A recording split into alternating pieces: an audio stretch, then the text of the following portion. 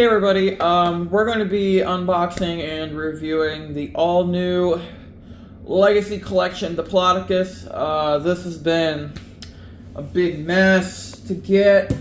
I know it's not in stores yet, and I know it's kind of been... Whoa, this comes with 6 pieces? Jesus. Here's the barcode for those who are wanting it. I know this has not necessarily been appearing in stores yet, but I really hope it does so you all can get a hold of this. I managed to get mine from Target.com. Whoops.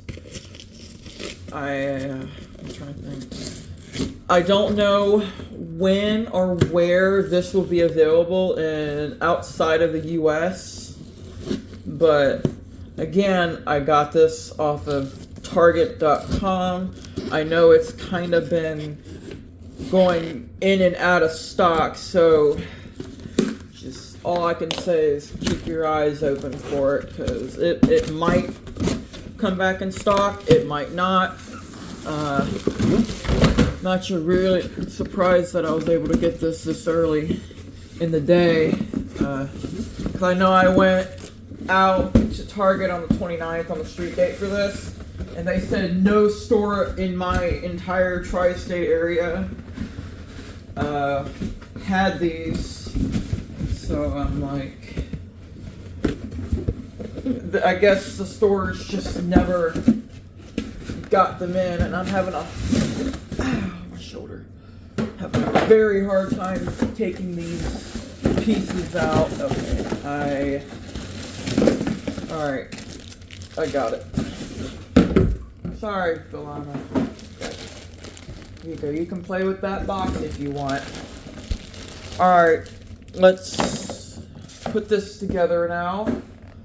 Alright, oh wow, there. Alright, let's take the pieces out. I'm just gonna pause while I get the pieces out. Alright, I have the pieces out. These feet are small. Alright, so the first thing we're going to do is this actually comes with 6 pieces in total. This is the most pieces I've seen on a big sauropod like this. So basically the head and this piece of the neck go in. Articulation is there. We'll go over all the articulation once I get this put together, and I can actually keep it really low so I can actually fit it on the shelf. So the tail has 3 different pieces to it. Let me try to... Whoops, tail came off. I guess they were right that the tail piece doesn't really stay in, but...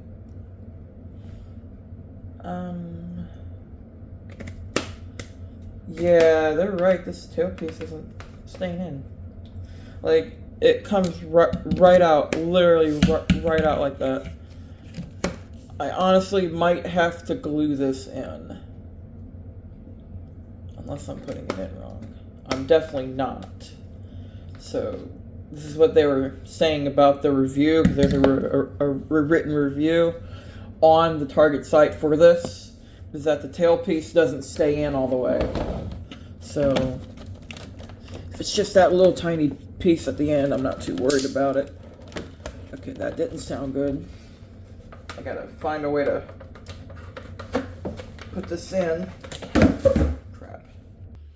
Alright, y'all. Got the tail in. This thing is really long. This feels small, but it's just more long than anything. So, I've seen plenty of people talk about the tail tip not going in correctly. So, if you do get one, just be mindful. There is some quality control, and this is really going to get really annoying eventually. Like, it's super loose and it comes right off. I do have a lot of things to say about this figure. So let's just start off with the head. I do like the transition they kind of did with it.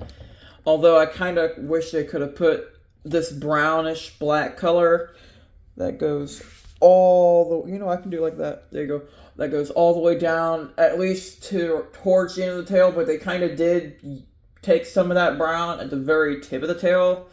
And I also kind of would appreciate if they took this whitish color and kind of went all the way up the neck to kind of go with a little bit of patterning on the face. Hi, kitties.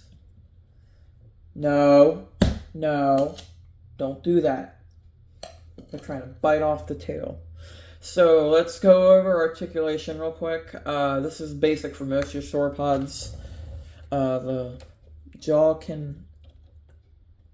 let me try to get open. There you go. The jaw can open like that. There's a ball joint at the head that can go up, down, right, left, all that. This piece of the tail can rotate. This piece of the tail can also rotate. It can go up. It can go all the way down. You know, I'm going to keep it, you know, like that so we can, you know. Alright, arms, legs, they both... That didn't sound good. Alright, I'm not going to move them all, but they do move. The legs do not go out and in like that. Let me get the scan code. There's the scan code for those who are wanting it. Now, I do really like the scales. The ones on the neck are, well, actually most of them are a soft plastic, other than these ones from here to the end of the tail here are a hard plastic, and all the rest of these scales, well, the ones on this piece here are a hard plastic, while these ones are a soft plastic. Tail's actually on a ball joint. It can go right, left, and it actually can go up and down just like this. This other piece of the tail, basically the pieces that you put together on the tail, they all spin around. Yeah, and this, I honestly might have to glue this piece in, because this is just really annoying, in my opinion. I don't understand why they forgot this. Yeah, I'm just trying to jam it in there at this point. I honestly might glue it in just so it doesn't break off on the shelf. You can raise the neck all the way up and have it like this, where it's all the way up, but I actually would prefer to keep it down like this, kind of like the way in Walking with Dinosaurs, but I know that's not accurate, but I just think it looks cool. So, alright, basic coloring. The majority of this figure is in orangish brown, kind of like a terracotta brick color, and you have a dark brown, like a beaver-ish, well, actually, no, not quite, but a really deep brown, close to black. The head and about half of the neck, maybe a little more. You have this light color going underneath, going all the way down the neck, going all the way down to here. And also, this is technically the last true Legacy Collection figure, so this is kind of cool. Alright, you have these light brown coloring. I guess they're trying to replicate the face colors. Starting from here, you kind of got these patterns going all the way down, and then it goes on to the tail. They actually painted a pretty good amount of the tail. The color is kind of, let me put that down so you can see. Alright, and then it goes all the way down, and then the tip of the tail here. Yeah, this tail is really long. This tail is like half of the figure's length, which I think is really cool. And you got the tip of the tail here in a brown, the face color. So I don't want to get my other sauropods off the shelf because they're kind of surrounded by smaller figures. I don't want to have to redo all of it. but I will put this on the shelf for you guys, and I will come in and show you. So I'll be right back. Even though y'all saw my shelf tour from the other day, there's the Diplodocus. I even have it right next to the Apatosaurus and everything. There, I kind of have its neck kind of up, but the way I do this, the shelf now, these are all of the animals, the new species that came out for this year, and that's all the repaints / remakes, repacks, yada yada. Same thing for this. This is where all the new species are for dino trackers, and these keep doing that. And then, there's Dominion. Sometimes I have a little bit of extra room and too much room on there. I sometimes squeeze them up on here. Like I might move some of these here and put them on that shelf there. But yeah, the one thing that I could say positive about this tailpiece is I would not have been able to get the Diplodocus in if I didn't pull that piece out.